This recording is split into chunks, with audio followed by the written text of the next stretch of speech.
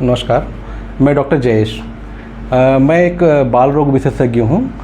इस समय मैं त्रिभुवन सिंह मेमोरियल हॉस्पिटल में अपनी सेवाएं दे रहा हूँ। क्योंकि आप सभी जानते हैं कि 1 सितंबर से 7 सितंबर तक एक कुपोषण सप्ताह चलाया जा रहा है, कुपोषण जागरूकता सप्ताह चलाया जा रहा है, जिसमें गवर्नमेंट की सारी बॉडी इन्वॉल्व हैं। और आज कुपोषण में बहुत सी चीज़ें होती हैं बताने के लिए। आज मैंने एक पर्टिकुलर टॉपिक चुना है 6 महीने से 12 महीने के बच्चों के लिए कि न्यूट्रिशन कैसे रखें। थोड़ा सा कुपोषण के बारे में पहले बता दूं कि कुपोषित मतलब कि अपने उम्र के हिसाब से जिनका वज़न बहुत ज़्यादा हो या बहुत कम हो, दोनों कुपोषण कहे जाते हैं।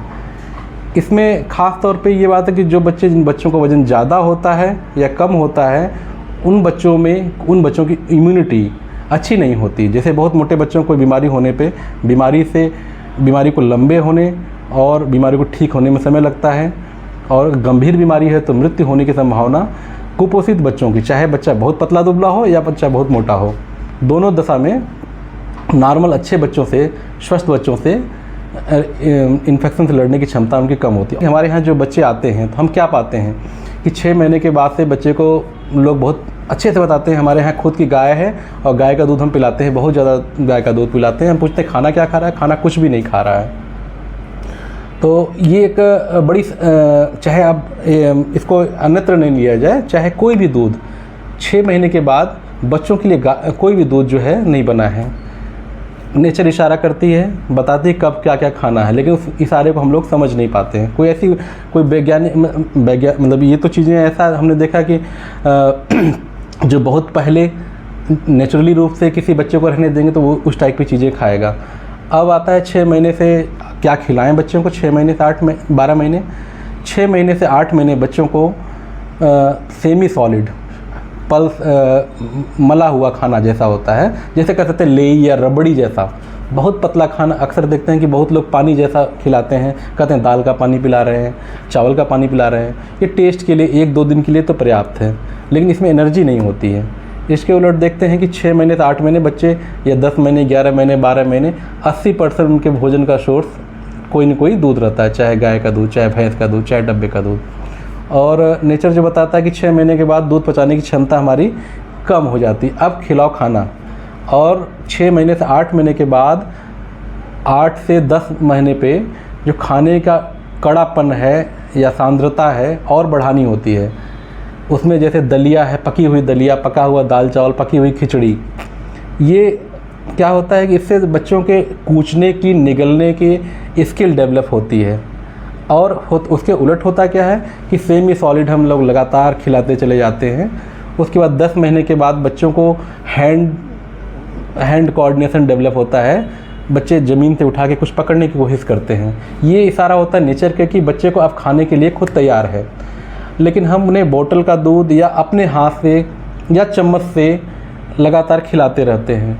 अब इस दौरान जो 6 महीने से 12 महीने के बीच जो स्किल डेवलप होनी थी वो बच्चों की डेवलप हुई नहीं। और हमारे इस तरह से गलतियाँ क्या होती हैं कि हम लोग एक ही टाइप का खाना बच्चों को बार बार खिलाने की कोशिश करते हैं। कई बार बच्चे मूड में नहीं होते हैं, वो हमसे ज़्यादा स्वतंत्र होते हैं। एक बार अगर बच्चे को ज़बरदस्ती खाना खिला दिया जाए तो हो सकता है कि वो 3-4 साल तक खाने से हेट करे। ये कुछ व्यवहारिक चीज़ें हैं। और इसके उलट हम लोग क्या कहते हैं कि हर बच्चे को खिलाना है तो 2-2 घंटे या 4 घंटे, 6 घंटे हम लोग अपने हिसाब से टाइम टेबल बनाते हैं। बच्चे के स्वाद, फ्लेवर, टाइम का हम लोग ध्यान नहीं देते हैं। ये एक मुख्य कारण है जिसके कारण बच्चे खाने से उनको अरुचि पैदा हो जाती है।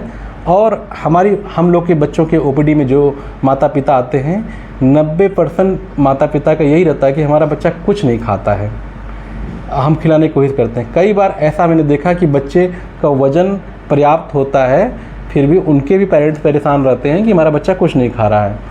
और कई बच्चे ऐसे होते हैं एक्चुअल में नहीं खाते हैं क्योंकि उनको खाने से अरुचि हो जाती है। जब भी खाने की बात आती है तो उल्टी जैसा वो व्यवहार दिखाते हैं और खाना देख के भागते हैं।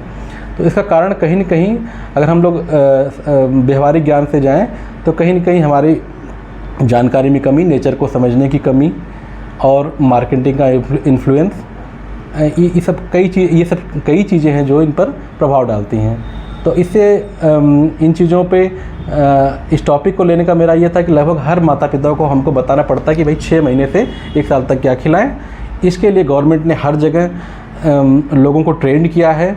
अभी इसकी ये जानकारी लेने के लिए आप सिंपल गवर्नमेंट हॉस्पिटल में एक बुक मिलती है, वैक्सीनेशन की बुक मिलती है। उस वैक्सीनेशन बुक में सिंपल लिखा हुआ है कि क्या क्या खिलाना है। अब वो बुक में जो लिखा हुआ है ऐसा नहीं कि किसी ने लिख दिया, पूरे WHO, दुनिया के सारे पीडियाट्रिशियन, साइंस, व्यवहारिक साइंस, सारे लोगों ने मिलकर बनाया कि बच्चों को खाना कैसे है।